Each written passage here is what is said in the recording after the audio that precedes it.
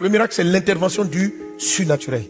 Jésus marchait dans le miracle. Voici les miracles qui accompagneront ceux qui auront cru. Un chrétien doit vivre le surnaturel. Il faut les miracles. Sinon, vous allez partir dans les banlieues, vous n'allez être que des philanthropes en train de donner à manger. Les gens le font. C'est pas de ça ils ont besoin. Ils veulent voir le ciel sur la terre. Dieu te dit, va aider les jeunes. Amène-les des vêtements, de la nourriture ou aide-les. Dieu volontairement va te laisser dans le manque pour faire un miracle. Je vois ça souvent en croisade. Dieu ne me fait pas commencer nos croisades et nos campagnes parce qu'on a toutes les ressources. Il le fait volontairement pour faire éclater sa gloire. Afin qu'aucun homme ne puisse dire, c'est lui qui l'a fait. Mais tu dois aller avec le peu que tu as. Dieu veut montrer aux gens qu'il est. Il dit aux disciples, nourrissez-les vous-même. Et la Bible dit, il savait ce qu'il allait faire. Il avait un plan. Son plan, c'était quoi? Faire une démonstration de puissance. Sinon, les disciples auraient pu renvoyer la foule et la foule serait partie trouver à manger. Mais il a dit non. Le monde a une solution, mais laissez la solution du ciel arriver. Quand vous êtes un témoin, vous le voyez. Lorsqu'on n'est pas rentré dans la dimension de témoin, on ne raisonne pas comme ça. C'est-à-dire, les gens ne vont pas aller aider parce qu'ils n'ont pas assez d'argent. Les gens ne vont pas aller évangéliser, ils ne vont pas bénir la ville. On ne va pas aider la ville parce qu'on a envie d'aller de manière naturelle. On va aller chercher un groupe d'abord qui va nous soutenir, qui va nous financer. On va le prendre. Et c'est tellement dans une logique humaine, naturelle, que ça ne va pas attirer les hommes vers Dieu. Ça va les attirer encore vers d'autres mains.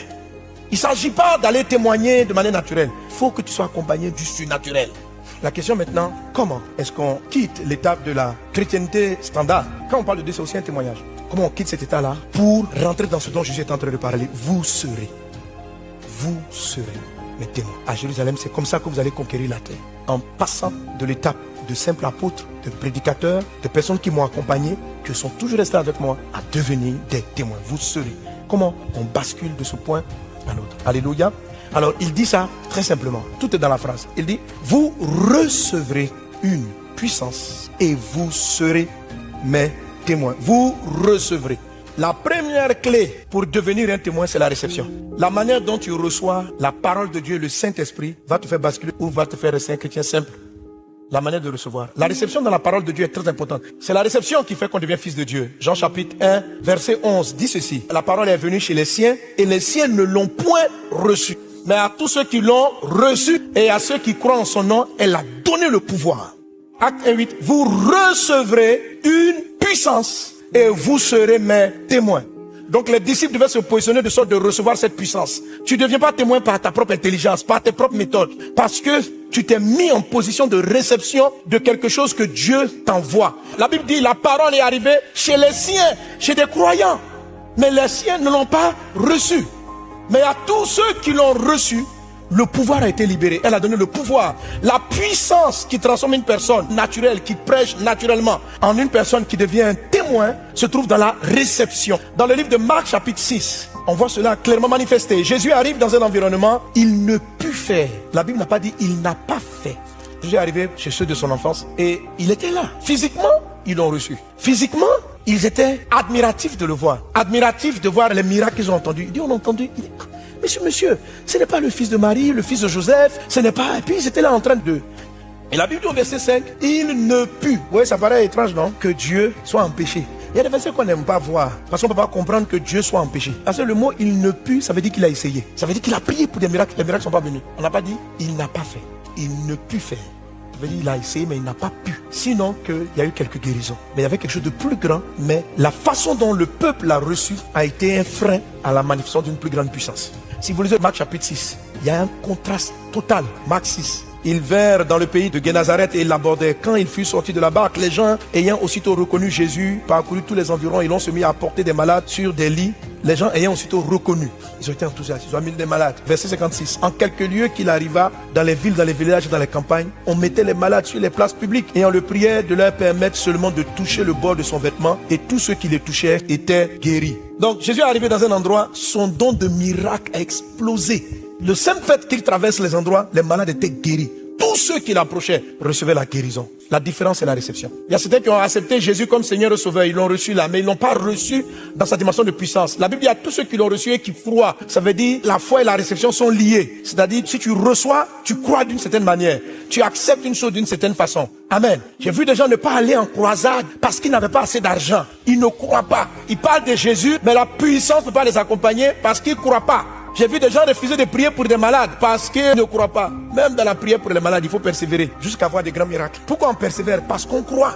La réception, c'est quelque chose qui se passe au niveau de votre cœur. Jésus se reçoit dans les pensées du cœur. Tous les témoins, ceux dont Dieu rend témoignage, Dieu accompagne de témoignages avec un cœur particulier.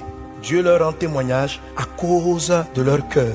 Actes des Apôtres chapitre 15 verset 8. Et Dieu qui connaît les cœurs leur a rendu témoignage en leur donnant le Saint-Esprit comme à nous. Donc pour donner la puissance du Saint-Esprit, Dieu regarde le cœur. Vous recevrez une puissance, le Saint-Esprit survenant sur vous. Il n'a pas dit ils ont reçu le Saint-Esprit, il dit qu'ils ont reçu le Saint-Esprit comme nous. Il y en a qui reçoivent le Saint-Esprit pour parler en langue. Mais il y a un mode de Saint-Esprit qu'on reçoit qui fait que vous brisez les barrières. C'est-à-dire que c'est comme de l'énergie. La Bible dit, et Dieu qui connaît les cœurs leur a rendu témoignage en leur donnant le Saint-Esprit. Mais pas donner le Saint-Esprit seulement. Il a rendu le Saint-Esprit comme à nous. C'est ce Pierre qui témoigne ainsi. Il le dit par rapport à quoi? Il le dit par rapport au Saint-Esprit qu'ils ont reçu à la Pentecôte, qui a fait d'eux des témoins. Pour recevoir le Saint-Esprit qui te transforme en témoin, il faut travailler ton cœur. Il faut travailler ton cœur, le cœur. Dieu rend témoignage par exemple de David. Quand tu es un témoin là, Dieu témoigne que non, tu es son fils. C'est pas toi-même qui te proclame. Dieu même rend témoignage de toi. Dieu te rend témoin. Il rend un témoignage de toi. Actes des Apôtres chapitre 13 verset 22. Il est dit, puis l'ayant rejeté, il leur suscita pour roi David, auquel il a rendu ce témoignage. J'ai trouvé David, fils d'Isaïe, homme selon mon cœur, qui accomplira toutes mes volontés. Amen, amen, amen. La réponse c'est l'accueil. La manière dont tu accueilles les choses de Dieu. Le cœur avec lequel tu perçois. Ça fait la différence. Ça différencie le type de chrétien. Ça détermine le type de puissance qui va opérer dans la vie d'un croyant. À tous ceux qui l'ont reçu, il a donné le pouvoir. Le pouvoir dépend de la manière dont il est reçu. Jésus n'a pas pu déployer beaucoup de puissance parce qu'il a mal été reçu. C'est pas que les gens l'ont chassé, mais ils avaient des pensées qui le limitaient à sa nature humaine. C'est le fils de, il descend d'un tel. Donc, ils n'ont pas vu son surnaturel. Donc, ils n'ont pas reçu Jésus, fils de Dieu. Ils ont reçu Jésus le charpentier, le fils de Joseph. C'est lui qu'ils ont accepté. Oh, un charpentier ne fait pas de miracles. Un charpentier, il répare les charpentes. C'est un menuisier.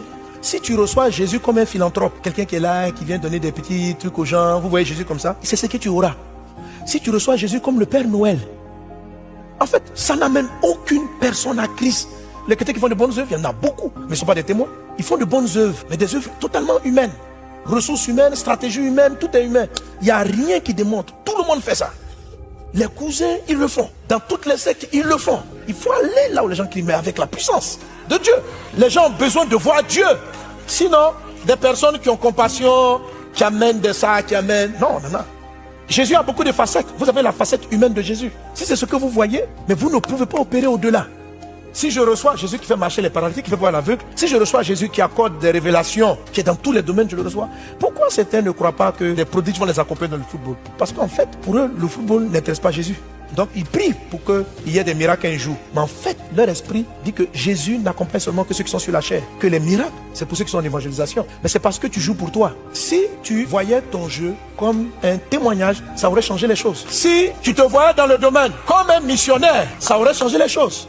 Ton jeu de football et de basket serait un sacerdoce. Là, Dieu allait descendre. Mais là, c'est un homme naturel, avec ses talents naturels, qui s'en va jouer et qui dit, pasteur, priez pour moi pour que je joue bien. Dieu n'est pas intéressé par ça. Les prodiges n'accompagnent pas tous les prédicateurs. Les prodiges accompagnent les témoins. Il faut que tu deviennes un témoin. C'est ça, je te parle avec le cœur des témoins. Donc le cœur des témoins conquérants. Le type de cœur qu'ils ont. Il dit, j'ai trouvé David, l'homme selon mon cœur. Tout ce que je veux, il va l'accomplir. Il est important que vous compreniez en tant que témoin que Dieu ne peut pas faire sur la terre tout ce qu'il veut. Parce que ça, c'est la mentalité. Il y a une mentalité de mensonge qui est dans notre esprit, qui est du diable, qui nous fait croire que Dieu fait sur la terre tout ce qu'il veut. Dieu ne fait pas sur la terre tout ce qu'il veut. Il ne peut pas. Le terme ici, là, Jésus n'a pas pu. On le lit, mais on ne l'accepte pas. Que Dieu peut être empêché. Psaume 115, verset 16. Les cieux sont les cieux de l'Éternel. Il a donné la terre au Fils de l'homme. Il nous a donné. J'ai une Bible dans la main. Si je te l'offre, ou bien si je te donne une voiture, je n'ai plus le droit de l'utiliser. Même si elle était à moi, dès l'instant où elle est la tienne, je ne peux pas rentrer dans la voiture. Même si j'ai le double de la clé, je suis interdit de toucher la voiture, à moins d'avoir ton autorisation. Ma voiture était à moi et je t'appelle, je te l'offre. Il y a transfert de propriété, transfert de propriétaire. Je n'en suis plus responsable. L'entretien de la voiture, la propriété de la voiture, qui conduit la voiture ne dépend plus de moi, mais dépend de toi. Dieu dit, Psaume 115, je vous ai donné la terre.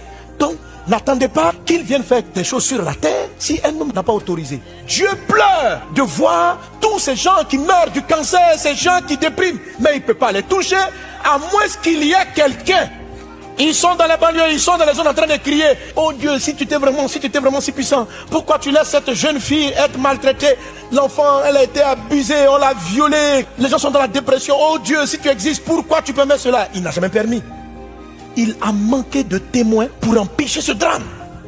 Dieu respecte sa parole. Il n'intervient pas à moi devant la permission. Il peut te mettre sur le chemin, mais il ne va pas intervenir. Il envoie un ange parler à Corneille. L'ange peut l'évangéliser, l'ange ne l'évangélise pas. L'ange dit, va chercher Pierre. Et puis c'est Pierre maintenant qui vient lui parler de Jésus. Pourquoi l'ange n'a pas fini le travail? La fin de beaucoup de souffrances dépend de nous. C'est à toi et à moi de donner l'autorisation à Dieu d'agir. Amen. La réception dont je parle va te permettre de recevoir de la puissance. C'est quoi de la puissance? Tout problème sur la terre est une affaire de puissance. Il faut de la puissance pour mettre de l'ordre. Il faut deux choses, l'autorité et la puissance. L'autorité et la puissance, c'est deux choses différentes. Alléluia. Mais je vais juste m'attarder sur la puissance. Là, une femme qui avait une perte de sang depuis 12 ans, lorsqu'elle a touché Jésus, Jésus a dit c'est sorti une force. Donc il y a de la puissance qui est sortie de Jésus. Le monde a besoin de la puissance. C'est par la puissance que les choses se multiplient. Le miracle, c'est de l'énergie qui arrive. Faire sortir quelqu'un de la misère émotionnelle. Il faut de la puissance pour guérir un cœur blessé. Il y a une puissance satanique, une forteresse dans la tête. C'est une forteresse. Et la Bible dit quoi? Si un homme fort, donc fort c'est de la puissance, c'est-à-dire un homme qui est puissant, il tient une maison. La maison qu'il tient est sous contrôle. Il dit jusqu'à ce que survienne un homme plus fort. C'est une affaire de force. Il dit quand quelqu'un de plus fort, vous devez être plus fort que les puissances qui tiennent les gens dans la pauvreté, dans la dépression, dans le mensonge. Ce sont des entités fortes. L'entité qui est sur la France, l'entité qui est sur les nations, elles sont puissantes. Mais le Dieu qui est avec nous est encore plus puissant. En vérité, il a la toute puissance. Amen. Regarde un peu c'est quoi la réception. Qu'est-ce que le cœur va t'amener à être? Imagine Dieu est là. Il vaut 1 milliard de volts. Il y a un problème, la pauvreté, la misère, l'incrédulité qui est face à toi. Tu peux décanter la situation avec 2000 volts. Mais toi, tu as un canal, tu as un câble qui ne peut transporter que 200 volts. Si Dieu essaie de passer par toi pour guérir, tu seras grillé. C'est-à-dire que les problèmes auxquels tu es confronté, il faut que tu reçoives la puissance. C'est-à-dire que tu sois transformé. Donc le témoin, c'est quelqu'un qui travaille sa vie, qui dispose son cœur afin de pouvoir accueillir ce que Dieu veut faire. Parce que ce que Dieu veut faire, c'est beaucoup plus puissant que les problèmes qui tiennent les hommes dans la captivité. Mais il faut des canaux qui soient capables d'acheminer l'énergie qui va traiter avec le problème. Sois un canal dans le nom de Jésus.